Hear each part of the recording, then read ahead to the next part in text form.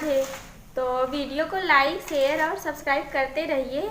तो हम लोग एक्सरसाइज 3.5 का क्वेश्चन नंबर 2 तक पढ़ लिए थे। आज उसी के आगे पढ़ेंगे क्वेश्चन नंबर 3। तो देखते हैं क्वेश्चन। निम्नलिखित रैखिक समीकरणों के युग्म को प्रतिस्थापन एवं वज्र गुणन विधियों से हल कीजिए। किसी विधि को आप अधिक उपयुक्त मानते हैं। तो पहला इक्वेशन दिया है इसमें 8x + 5y = 9। तीसरा क्वेश्चन है 8x + 5y = 9। ये इक्वेशन फर्स्ट दिया है। फिर इक्वेशन सेकंड दिया है 3x + 2y = 4। 3x + 2y = 4। ये इक्वेशन सेकंड दिया है। अब देखिए इसमें कह रहा है प्रतिस्थापन विधि और वज्र गुणन विधि दोनों विधि से लगाना है। तो पहले हम प्रतिस्थापन विधि से लगाएंगे। समीकरण 2 को हम यहाँ पे लिखते हैं 3x + 2y = 4। ये इक्वेशन 2 हो गया। यहाँ से इसे मिटा दे रहे हैं। तो यहाँ पे देखिए 8x है ना, x को हम एक तरफ रखेंगे, y को बराबर के इधर लेके जाएंगे। 8x = 9। 5y को जब हम बराबर के इधर लेके जाएंगे तो माइनस में होगा, -5y। x x 8x है ना, गुणे में है तो बराबर के इधर लेके जाएंगे, भाग में होगा। 9 - 5y / 8। x का मान कितना आया, इसे इक्वेशन ए मानते हैं। x का मान इतना आया। अब x का मान समीकरण 2 में हम प्रतिस्थापित करते हैं। तो यहाँ पे लिखेंगे x का मान समीकरण 2 में प्रतिस्थापित करने पर, तो प्रतिस्थापित करते हैं। तो ये वाला समीकरण क्या है, 3x है ना, जहाँ पे x है वहाँ पे हम कितना लिखेंगे, 9 - 5y / 8 लिखेंगे। तो 3 × x के स्थान पे इतना लिखेंगे, 9 - 5y / 8 ब्रैकेट में प्लस 2y = 4 को ऐसे लिखेंगे। अब देखिए 3 का गुणा ब्रैकेट के अंदर कराएंगे तो ये हो जाएगा 9 × 3 = 27 माइनस, फिर 3 का गुणा 5 में कराएंगे तो 5 × 3 = 15y / 8 प्लस 2y = 4। तो यहाँ पे देखिए 8 है ना, तो हम यहाँ पे एलसीएम लेंगे, बटे 1 लिखेंगे। एलसीएम लेंगे तो कितना आएगा, 8 आएगा। 8 बटे, तो ये पूरी संख्या हम लिखेंगे, 1 से गुणा कराएंगे तो ये होगा 27 माइनस 15y प्लस 8 दूनी 16y, 16y = 4। तो यहाँ पे देखिए 15 है और 16y है, दोनों में y है ना, तो 16 में से 15 घटाएंगे कितना आएगा, 1 आएगा।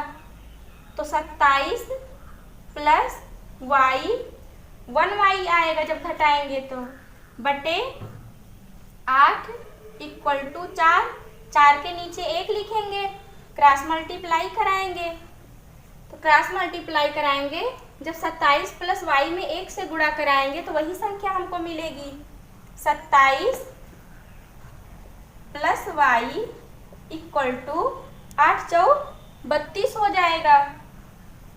32 y = 32 माइनस 27, y = 32 में से 27 घटाएंगे तो कितना आएगा, 5 आएगा।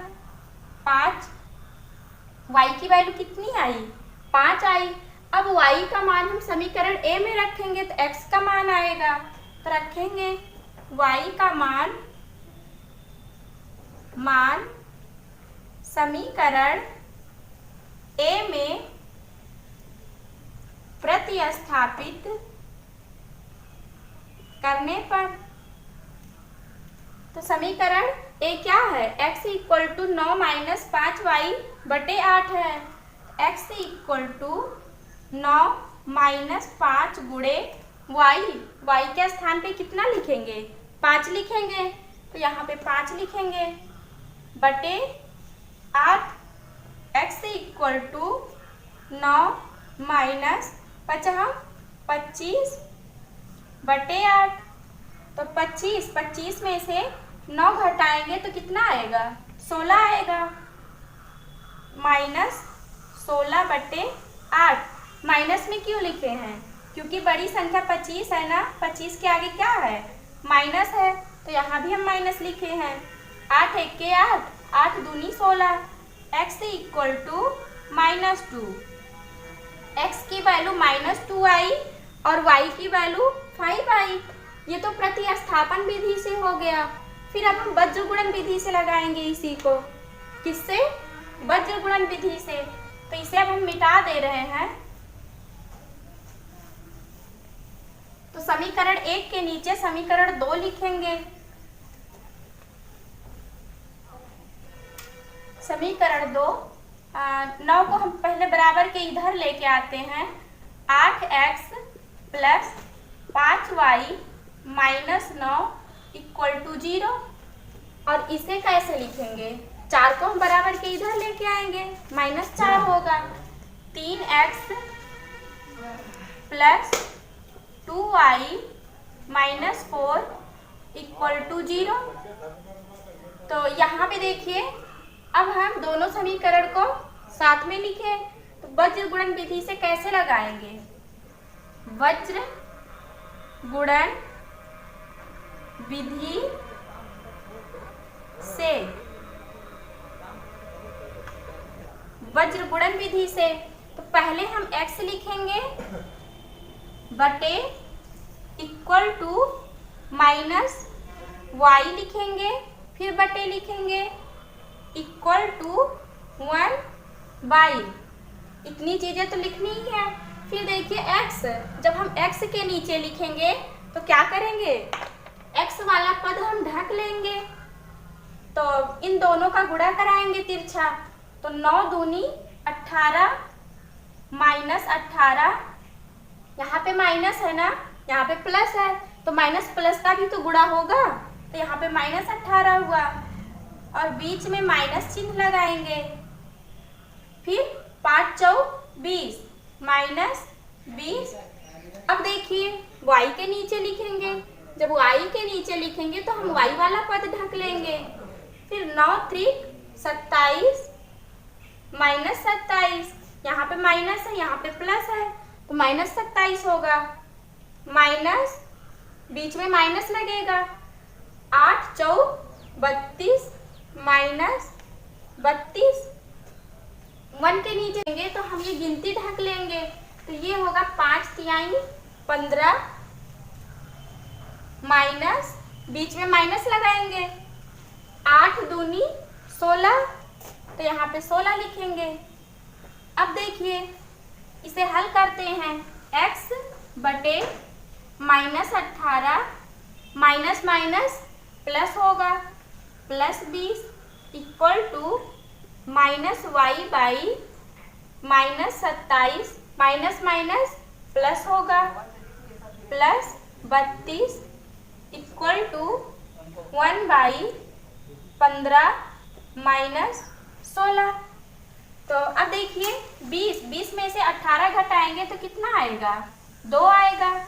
x बटे 2 इक्वल टू -y बटे 32। 32 में से 27 घटाएंगे तो कितना आएगा, 5 आएगा, इक्वल टू 1/15। 16 में से 15 घटाएंगे 1 आएगा, तो -1। अब देखिए यहाँ से हम x की वैल्यू निकालेंगे और y की वैल्यू निकालेंगे। x की वैल्यू कैसे निकालेंगे, ये वाला लेंगे और ये वाला लेंगे, इन दोनों का लेंगे तो x की वैल्यू आएगी। तो यहाँ पे लिखते हैं x बटे 2,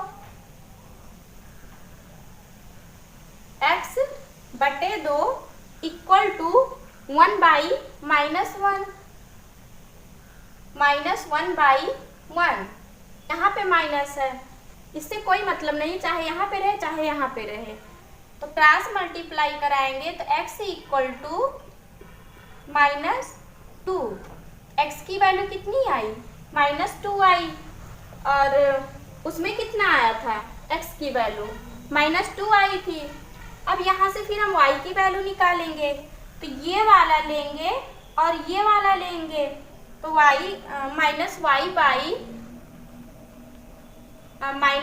-y/5 इक्वल टू 1/-1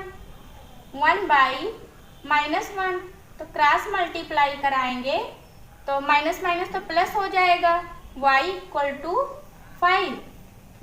y की वैल्यू कितनी आई, 5 आई। ये किससे आया, वज्र गुणन विधि से आया। फिर अगला क्वेश्चन देखते हैं। क्वेश्चन नंबर 4 है, निम्नलिखित समस्याओं में रैखिक समीकरणों के युग्म बनाइए और उनके हल किसी बीजगणितीय विधि से ज्ञात कीजिए। तो यहाँ पहला पार्ट है इसका, एक छात्रावास के मासिक व्यय का एक भाग नियत है तथा शेष इस पर निर्भर करता है कि छात्र ने कितने दिन भोजन लिया।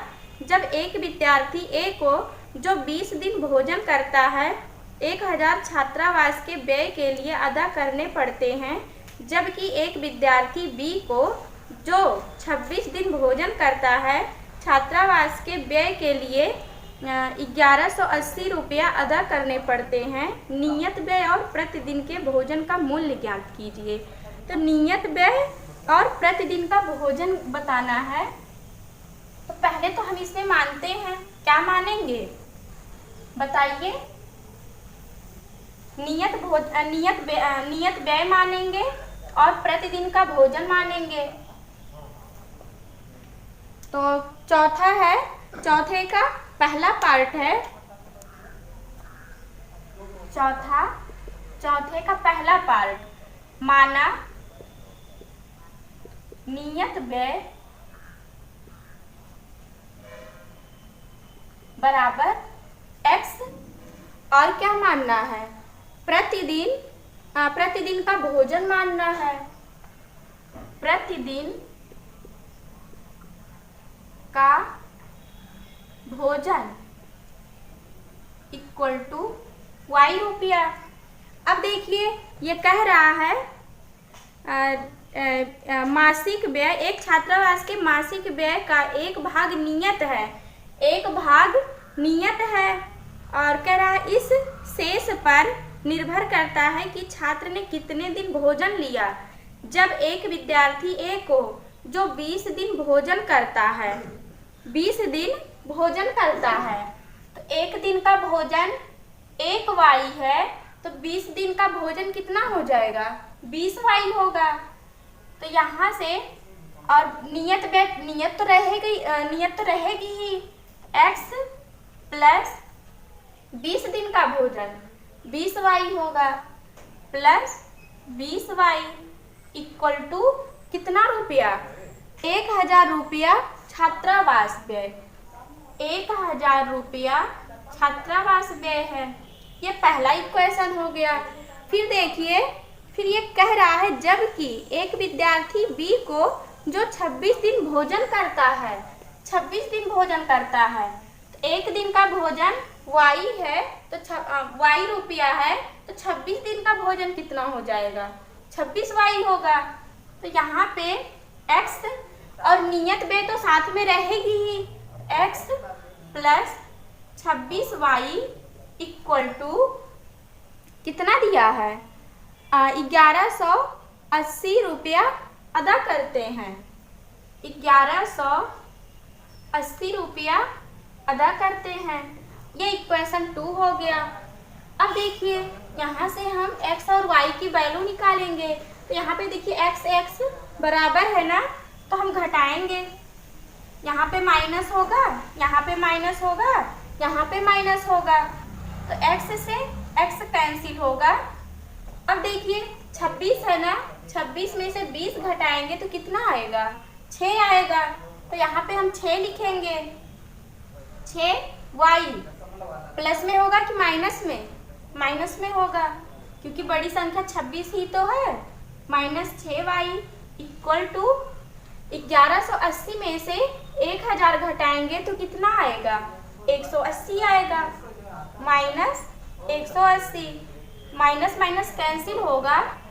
y इक्वल टू 180 बटे 6, 6 1 के 6, 6 त्रिक 18, तो y इक्वल टू 30 रुपया। प्रतिदिन का भोजन कितना आ रहा है? 30 रुपया आ रहा है। अब हम x की वैल्यू निकालेंगे, चाहे समीकरण 1 में रख दें x का मान, चाहे समीकरण 2 में रख दें। तो हम समीकरण 1 में रखते हैं। x का मान समीकरण 1 में रखने पर तो यहाँ पे ये कह रहा था किसी एक बीजगणितीय विधि से ज्ञात कीजिए। तो हम ये किस विधि से y का मान निकाले हैं? विलोपन विधि से निकाले हैं। देखिए x पद को हम गायब कर दिए हैं ना, तो विलोपन विधि से y का मान आ गया। फिर x का मान, x का नहीं y का मान समीकरण 1 में रखेंगे। समीकरण 1 क्या है? x plus 20y equal to 1000, ये समीकरण 1 है। तो जहाँ पे y है वहाँ पे हम 30 रखेंगे। x प्लस 20 गुणे 30 इक्वल टू 1000। x प्लस 20 का गुणा 30 में कराएंगे तो कितना आएगा? 600 आएगा। 600 equal to 1000। x equal to 600 के बराबर के उधर लेके जाएंगे, माइनस में होगा। तो 1000 में से 600 घटाएंगे तो कितना आएगा? 400 आएगा। 400 रुपया। तो नियत व्यय कितना आ रहा है? 400 रुपया आ रहा है। और प्रतिदिन का खर्चा कितना आ रहा है? 30 रुपया आ रहा है। ये आपका आंसर हो गया। फिर अगला क्वेश्चन देखते हैं। दूसरा पार्ट है इसी का। एक भिन्न 1/3 हो जाती है जब उसके अंश से 1 घटाया जाता है, और वह 1/4 हो जाती है जब हर में 8 जोड़ दिया जाता है। वह भिन्न ज्ञात कीजिए। अब देखिए इसमें क्या बताना है? भिन्न बताना है। तो क्या मानेंगे इसमें? भिन्न मानेंगे। चौथे का दूसरा पार्ट है माना भिन्न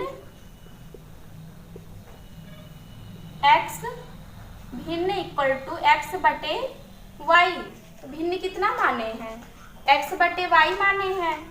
x बटे y। अब देखिए वो जो कह रहा है, जैसे जैसे कह रहा है वैसे वैसे हम करेंगे। तो ये कह रहा है एक भिन्न 1/3 हो जाती है जब उसके अंश से 1 घटाया जाता है। उसके अंश से 1 घटाया जाता है। अंश कौन सा है? ये वाला अंश है और ये हर है। कह रहा अंश से 1 घटाया जाता है। x में से हम 1 घटा देंगे। कितना कह रहा है? कह रहा है भिन्न 1/3 हो जाती है। 1/3 हो जाती है। तो ये अब यहाँ पे हम क्रॉस मल्टीप्लाई कराएंगे तो 3 का गुणा x माइनस 1 में होगा। 3x minus 1 equal to y। 3 का गुणा ब्रैकेट के अंदर कराएंगे तो ये हो जाएगा 3x minus 3 equal to y। y को इधर लेके आएंगे, 3 को इधर लेके जाएंगे तो 3x minus y equal to 3। ये इक्वेशन फर्स्ट आ गया। फिर देखिए फिर दूसरा इक्वेशन बनाते हैं। कह रहा है वह 1/4 हो जाती है। क्या? भिन्न 1/4 हो जाती है जब हर में 8 जोड़ दिया जाता है। अब देखिए यहाँ पे भी हम लिखेंगे भिन्न। कह रहा है हर में कितना जोड़ दें, 8 जोड़ दें। हर में हम भी 8 जोड़ दिए, तो ये कह रहा है हर में 8 जोड़ दिया जाता है, तो भिन्न कितनी हो जाएगी, 1/4 हो जाएगी, बराबर 1/4। क्रॉस मल्टीप्लाई कराएंगे तो ये हो जाएगा 4x equal to y plus 8। y को हम बराबर के इधर लेके आएंगे, माइनस में होगा। 4x minus y equal to 8। ये इक्वेशन 2 हो गया।